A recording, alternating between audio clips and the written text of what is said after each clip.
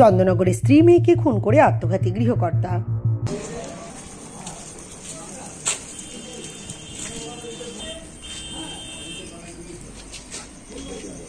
ট্যাংরাকাণ্ডের ছায়া এবার চন্দননগরে দিনার দায়ে স্ত্রী মেয়েকে খুন করে আত্মঘাতী গৃহকর্তা।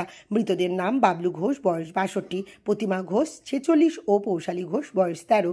পুলিশ ও স্থানীয় সূত্রে জানা গেছে, ঘোষ পরিবারের সদস্যদের কোনো সাড়া শব্দ না পেয়ে পড়শিদের সন্দেহ জাগে। স্বামী স্ত্রীর মোবাইলে ফোন করলে সুইচ অফ দেখায়। কালুপুকুর গড়ের ধার এলাকায় একই পরিবারের 3 জনের অস্বাভাবিক মৃত্যুর খবর পেয়ে পুলিশ ঘটনাস্থলে আসে। গভীর রাতের দিকে পুলিশ 3 জনের মৃতদেহ উদ্ধার করে ময়নাতদন্তে পাঠিয়েছে। পুলিশের দাবি, মা ও মেয়েকে রড জাতীয় কিছু দিয়ে মাথায় আঘাত করে খুন করা হয়েছে।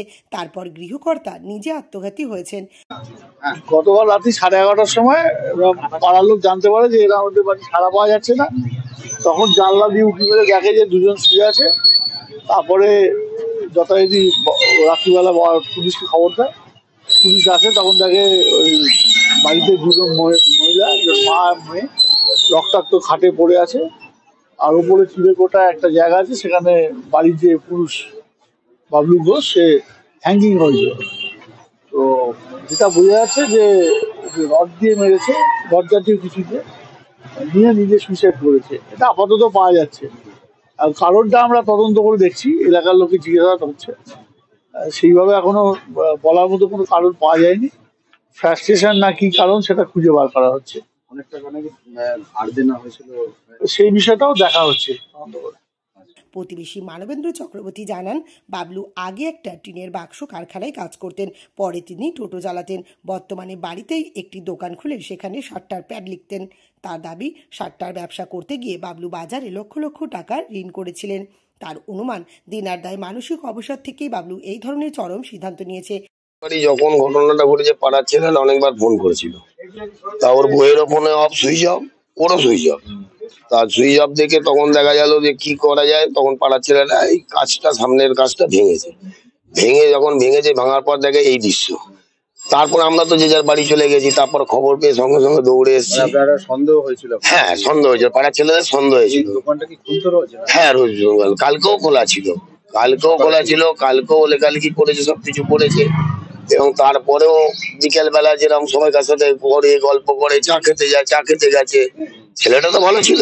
ছেলেটা এই ধরনের ঘটনা ঘটবে আমরা এখনো কল্পনা করতে পারছি না। প্রথম থেকেই কি ওই আপনার ওই প্যাড লিখতো? হ্যাঁ, না, তার আগে ওর টোটো ছিল। তার আগে বাস্তুর কারখানায় কাজ করতো। হ্যাঁ, তারপরে টোটো ছিল, টোটো চালাতো। সেই টোটো ওর ভাইকে বেচে দেয়। ওর একটা ভাই আছে। এটা কতদিন ধরে করছে? এই ব্যবসা করছে তা ধরে রাখুন 10-15 বছর তো বটে। এটা করতে গিয়ে শুনেছি, লোকের মুখে শুনেছি দেনা জর্জরিত হয়ে গেছে। তাও আমরাও বুঝাতাম যে ঠিক আছে, দেনা একদিন না একদিন শোধ হবে, কোনো চিন্তা নেই, তুই চিন্তা করবি না। মেয়েটা পড়াশোনা করতো, এই ক্লাস 6-এ মনে উঠেছে, 12 বছর বয়স। হ্যাঁ, এবং আমরা যখন এসে দেখছি, তখন দেখি বুকে বালিশ চাপা দিয়ে মেয়েটা পড়ে আছে। ওর বউ ঠিক উল্টো ভাবে মেয়েটার দিকে তাকিয়ে পড়ে আছে। এই কিভাবে মেরেছে, রক্তাক্ত প্রচুর ছিল। এবং একটা ছোট শাবল জাতীয় এলাম একটা পড়েছিল। আমরা যখন পুলিশকে ডাকলাম, পুলিশের সাথে সাথে আমরাও ঘরে ঢুকেছিলাম। তারপরে দেখি ওকে খুঁজে পাওয়া যাচ্ছে না, ছেলেটাকে খুঁজে পাওয়া যাচ্ছে না, স্বামীকে। তারপর ছাদে যখন উঠে লবিতে ওঠা যাচ্ছে, তখন দেখছি গলায় দড়িতে ও ঝুলছে। মানে এদেরকে মেরে দেওয়ার পর ও ঝুলছে। না, কেউ কোনো সাউন্ড পায়নি, পাড়া প্রতিবেশী কেউ সাউন্ডই বোঝা যায় যে একটা মারলে একটা চিল্লাবে বা কিছু, সেটা এরকম কোনো সাউন্ডও পাওয়া যায়নি। যে একটা বাচ্চাকে মারলে বা তারপরে বউকে মারলে তো চিল্লাবে, তো কেউ না কেউ তো চিল্লাবে, কিন্তু কেউ আশেপাশে বাড়ির লোক কেউ শুনতেই পায়নি এরকম কোনো ঘটনা।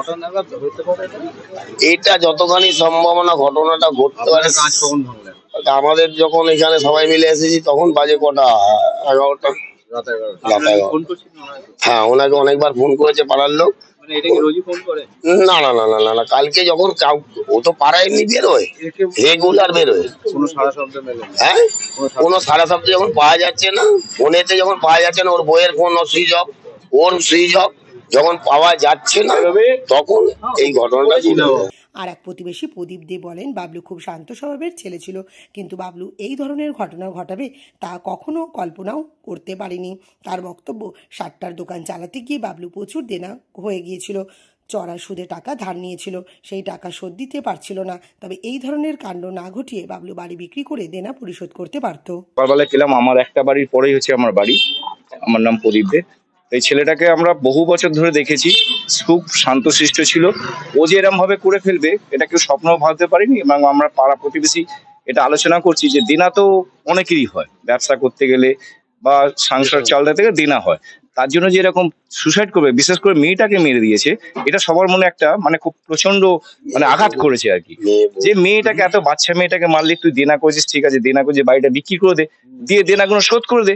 তা না করে তুই বউটাকে মারলি, বাচ্চা মেয়েটাকে মারলি, নিজেই গলায় দিয়ে দিলি। এটা কি হলো? তোর কি দেনা শোধ হয়ে গেল? আজকে আমি আরো ঘটনা এরকম আমরা দেখছি, শুনছি, শুনে শুনে আমার বাড়ির পাশে যেটা হবে এটা আমরা স্বপ্নেও ভাবতে পারিনি। আজকে মর্মান্তিক ঘটনা। আশা করি ওর আত্মার শান্তি কামনা করছি। আমরা তিনজনকারই আমরা জানতে পারলাম আজ সকালে ও একটা এখানে দোকান চালাতো। সে যাই হোক, আইন হোক বেআইনি হোক, একটা দোকান চালাতে পেটের দায় করতো ওটা। এইটা করতে গিয়ে বাজারে প্রচুরও দেনা হয়ে যায়। মার্কেট থেকে ধরুন সুদে টাকা নেয়, কার থেকে 50,000, কার থেকে 1 লাখ, কার থেকে 2 লাখ। এবার যারা পাওনা তারা তো তাকে ছাড়ছে না, তারা তো সে প্রতিনিয়ত করে ডিস্টার্ব করছে। ওই ডিস্টার্বের থেকে ভাবলো যে আমি নিষ্কৃতি চাই। নিষ্কৃতি যে এইরকম পরিণতি হবে ভয়াবহ, এটা ও নিজেও ভাবতে পারিনি, বা আমরা প্রতিবেশীরা হিসেবে এটা ভাবতে অকল্পনীয় ভাবনা। বলতো কি যে অনেক টাকা দেনা হয়ে গেছে। হ্যাঁ, দেনা।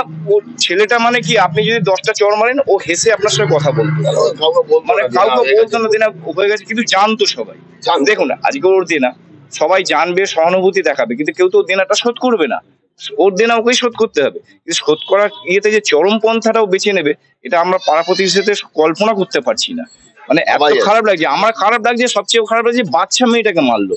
যে বাচ্চা মেয়েটা এখন কিছু জানতোই না বাবার কি দেনা আছে, বাবা কি কাজ করে জানে, রিলেটিভরা আছে সবাই। কালকে তো সবাই ধরুন 4:30 পরে এই ঘটনা, যখন এই তালাটা দেওয়া ছিল বাইরে, বুঝতে পারি যে হয়তো কোথাও বউ বাচ্চা নিয়ে বেড়াতে গেছে, কেউ স্বপ্নও ভাবতে পারিনি যে এই কেসটাও করবে।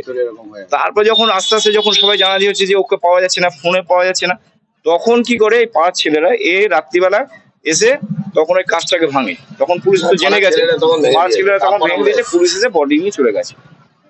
পুলিশকে ফোন করা হয় রাত্রি 11টা, পুলিশকে ফোন করা হয়, তারপর পুলিশ। তারপর পুলিশ। এটা কেউ জানতেই পারেনি, তো বাড়িতে তালা কি করে জানতে?